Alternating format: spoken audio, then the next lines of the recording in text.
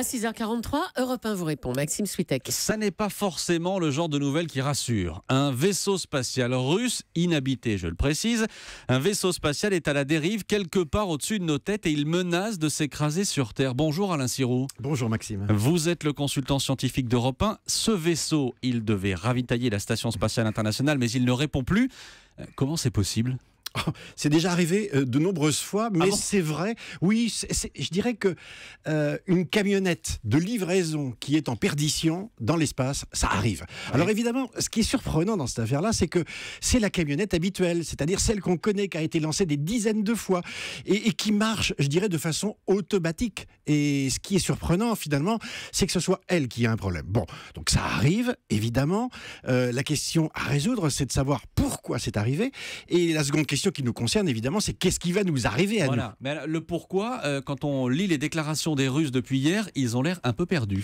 C'est vrai qu'il y a un problème. Il y a un vrai problème dans le spatial russe depuis quelque temps. On a noté de nombreuses défaillances de vaisseaux, de lanceurs, donc de fusées, et qui posent des questions importantes sur la qualité de la fabrication, et je dirais le suivi de fabrication des fusées russes. Alors on pourrait penser que c'est anecdotique. Non, parce que ils sont actuellement les seuls capables à délivrer à la fois du matériel, enfin surtout des hommes, à bord de la Station spatiale internationale, tant que les Américains n'ont pas, je dirais, retrouvé une façon d'emmener des hommes directement. Ouais, alors ce vaisseau en perdition, à 6h45 pile ce matin, est-ce qu'on sait où il est ? Oui, on sait très bien où il est. On sait qu'il est sur une orbite incorrecte, qu'il frotte régulièrement sur la haute atmosphère terrestre et que petit à petit, il descend. Et il devrait s'abîmer sur Terre dans, je dirais, les jours qui viennent. Alors la précision, alors on n'en sait rien. Où et quand, on sait actuellement pas. on ne sait pas. On va le suivre avec des radars. Il devrait retomber dans les entre 5 et 10 jours qui viennent. Mais vous savez, savoir dire où, ça veut dire trouver sur une bande de 50 km de large et plusieurs milliers de kilomètres de long l'endroit où les débris, parce que ce seront des débris, quelques débris, vont retomber. Pour l'essentiel, il va brûler dans l'atmosphère. Le Guardian, en Angleterre, le journal Le Guardian, a quand même calculé qu'il y avait une chance sur 3200 qu'il tombe sur quelqu'un. Je ne les crois pas. Vous ne les croyez pas ? Pas du tout, absolument pas. C'est pas du tout crédible. C'est une chance infinitésimale, c'est une chance sur quelques milliards à peine. Vous savez, la Terre, c'est 2 tiers d'océan. Le tiers restant de terre, ce sont des déserts.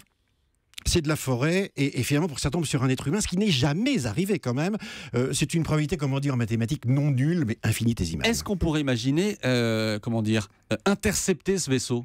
Non, actuellement, on n'en a pas les moyens. Le neutraliser ? C'est un rêve parce qu'on n'en a pas les moyens, il est incontrôlable et puis je dirais il faudrait contrôler un vaisseau qui essaierait de l'attraper comme avec une pince à sucre, enfin ça n'a jamais été fait et je dirais d'une certaine façon c'est pas très important parce qu'il va brûler dans l'atmosphère. Alors ce vaisseau cargo devait ravitailler la Station spatiale internationale, l'ISS. Est-ce que ça va poser un problème s'il n'arrive pas à bon port ? Non, parce qu'ils ont des réserves, ça fait partie des plans qui sont prévus. Il y a 6 personnes à bord de l'ISS actuellement, ils ont de quoi manger, ils ont de quoi boire. Ce vaisseau transportait 3 tonnes de matériel, d'eau, de carburant pour rehausser régulièrement le niveau de la station. Donc il y a un vaisseau américain cargo de la société SpaceX qui va partir dans quelques jours, peut-être quelques semaines. Et je dirais que si tout se passe bien, ça fait partie des accidents prévus et potentiels. Voilà. Mais vous le disiez Alain, il y a quand même un problème avec le spatial russe. Je reviens sur ce que vous disiez au début. Il y a un vrai problème. Oui. On a toujours dit que, grosso modo, les engins russes étaient un peu, basiques, mais robustes. C'est la 2 chevaux de l'espace. Oui, c'est ça. Quand vous regardez le Soyouz qui emmène des hommes à bord de l'ISS, ces engins, ils sont partis des milliers de fois. Des milliers de fois. Ça veut dire que c'est pas le problème de la conception, c'est le problème du suivi de qualité de fabrication. C'est-à-dire que dans les usines russes actuellement, il n'y a peut-être pas les bonnes personnes, il n'y a pas le bon processus de surveillance. Et vous savez que un petit rien, vous savez, le diable est dans les détails. Une petite différence, quelque chose de monté à l'envers, et votre fusée, elle ne pousse pas comme il faut. Oui, forcément. Mais les Russes, ils en ont conscience de ça ? Oui. Ils sont prêts à changer des choses aujourd'hui ? Écoutez, le président Poutine a déjà licencié par 2 fois le patron de Roscosmos, qui est le patron du spatial russe. Ça prouve qu'il reste des problèmes, et je pense qu'ils vont devoir les résoudre très rapidement s'ils veulent conserver une place importante. Alors, autre actualité spatiale ce matin, on en vient à la sonde Messenger. Elle va s'écraser sur la planète Mercure, mais ça c'est c'était prévu. Ah oui, ça c'est une fin de mission absolument merveilleuse, parce que cette sonde qui tourne depuis plusieurs années, 4 ans, autour de la planète Mercure. Vous savez, Mercure, c'est le trône de fer, c'est le royaume du fer. C'est-à-dire, c'est une toute petite planète qui est assez proche du Soleil, pratiquement 50 millions de kilomètres. Elle a un tiers à peu près de la taille de la Terre, et c'est une planète qui intrigue les astronomes depuis très longtemps, parce que personne ne s'était jamais mis en orbite autour de cette planète. C'est une planète où il n'y a pas d'atmosphère, donc la température à la surface pour les zones éclairées est de 400 à 500 degrés. Ça fait un peu chaud. C'est chaud, et du côté obscur de la force, si je puis dire, on est dans les moins 200 degrés, c'est-à-dire qu'il y a des écarts de température sur cette planète de 600 degrés. Alors ça, c'est une chose importante, mais le plus important pour les scientifiques, c'est de savoir sa composition. Pourquoi est-ce que c'est une boule de fer? Elle comprend pratiquement 80% de fer. D'où ça vient? Comment ça s'est formé? Et est-ce qu'on a des réponses grâce à la mission que vient d'effectuer Messenger? Alors, vous savez, quand on explore pour la première fois une forêt, chaque mètre est une réponse à une interrogation qu'on ne s'était pas posée. Donc aujourd'hui, on découvre effectivement les conditions de la formation de Mercure, mais on a aussi découvert à ces pôles qui sont très cratérisés et qui sont dans l'ombre tout le temps, la présence de glace d'eau, c'est-à-dire sans doute vraisemblablement des couches de ce qu'on appelle un permafrost, c'est-à-dire de l'eau gelée avec de la poussière cométaire qui garde dans les cratères de Mercure finalement les résidus des comètes qui sont tombés sur la planète en s'approchant du Soleil. Et à l'intérieur de ça, vous avez en fait des archives du système solaire. Faut pas oublier que l'ensemble de la quête qui a lieu en ce moment est la même. C'est que s'est-il passé il y a 4,5 milliards d'années, au moment où le Soleil fabriquait ses planètes. C'est notre histoire, et en regardant ailleurs, on devrait peut-être mieux comprendre finalement de quoi c'est composé. Et alors j'ai l'impression que pour répondre à cette question, vos amis astronomes qui pilotent justement Messenger, ils vont s'amuser un peu aujourd'hui.